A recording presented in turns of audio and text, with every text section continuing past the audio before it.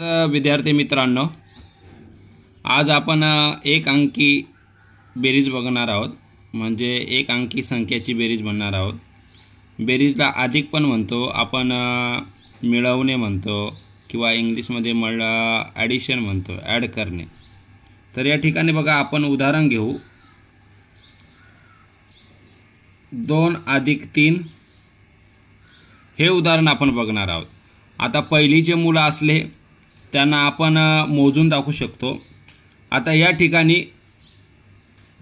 2 अधिक, याला बेरीजचं चिन्ह म्हणतात किंवा अधिकचं चिन्ह म्हणतात। अधिक म्हणजे मिळवणे, तर 2 + 3। आता आपण लहान मुलांना समजवण्यासाठी आपण त्यांना, आपल्याकडे जर वस्तू असली तर मोजायला लावू। तर आपण इथे हे 2 गोल घेऊ। हे 2 गोल झाले। या ठिकाणी आपण हे 3 गोल घेतले, 1 2 3। आता आपलं हे आहे बेरीज म्हणजे मिळवणे किंवा अधिक करणे। मग आपण याला मिळवायचं आहे। 1 2 3 4 5, एकूण किती झाले? 5, म्हणून उत्तर आपलं किती येईल? 5। तर या ठिकाणी विद्यार्थी मित्रांनो, तुम्ही लक्षात ठेवायचं, हे चिन्ह आलं, बेरीजचं चिन्ह आलं म्हणजे याला मिळवणे, त्याच्यात मिळवणे। आता आपण दुसरं उदाहरण बघणार आहोत। या ठिकाणी बघू शकता तुम्ही, 5 + 4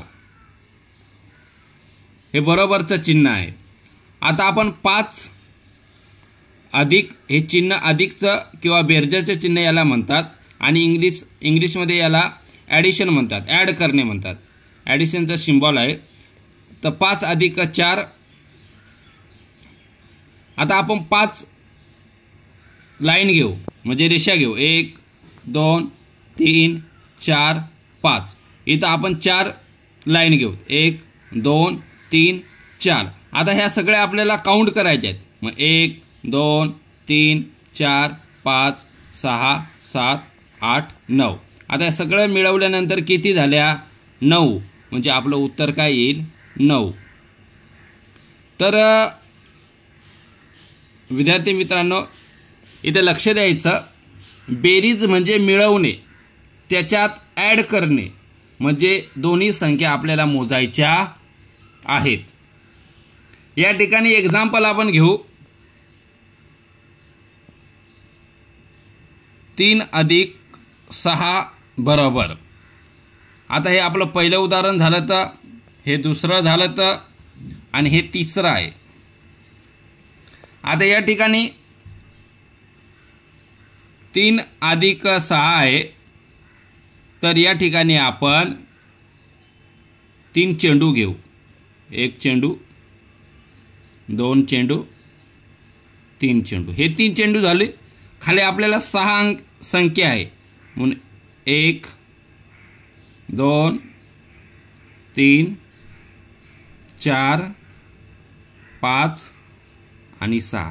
आता हे आपल्याला अधिक करायचे आहेत म्हणजे मिळवायचे आहे, 6 आणि 3। तर यामध्ये आपण मोजायचं आहे, 1 2 3 4 5 6 7 8 9। हे दोन्ही मिळून किती झालेले आहेत? 9, म्हणून आपलं उत्तर काय येईल? 9। तर तुम्ही जेव्हा मुलांना गणित शिकवणार किंवा स्वतः मुलं जर शिकत असतात, तर त्यांच्याजवळ तुम्ही मोजायला एखादी वस्तू द्या किंवा म्हणजे गोट्या द्या, चिंचोके द्या, आणि तुम्हाला ज्या वस्तू तुमच्या अवेलेबल असतील म्हणजे उपलब्ध असतील त्या तुम्ही तिथं त्यांना द्यायच्या आहेत। तर एकदम सोपं आहे। तुम्ही मनात भीती ठेवायची नाही की मला बेरीज येत नाही, बेरीज म्हणजे अधिक किंवा मिळवणे। मी पुन्हा म्हणतो की बेरीज म्हणजे अधिक किंवा मिळवणे। तर आपण बोटांच्या साहाय्याने पण हे करू शकतो। मी एक बोटांच्या साहाय्याने तुम्हाला उदाहरण सोडून दाखवतो 4 नंबरचं। तर इथं लक्ष द्या, 2 + 4 बरोबर। आता इथं लक्ष द्यायचं, 2 + 4 म्हणजे 2 + 4। आता इथं मी तुमच्या समोर, हे किती बोट आहेत माझे? 2। आता हे 2 बोटं आहेत, परत आपल्याला किती बोटं घ्यायचे आहेत? 4. हे 4 बोटं झालेले आहेत. आता हे बोटं मोजायचे आहेत. 1 2 3 4 5 6. म्हणजे उत्तर किती आलं? 6.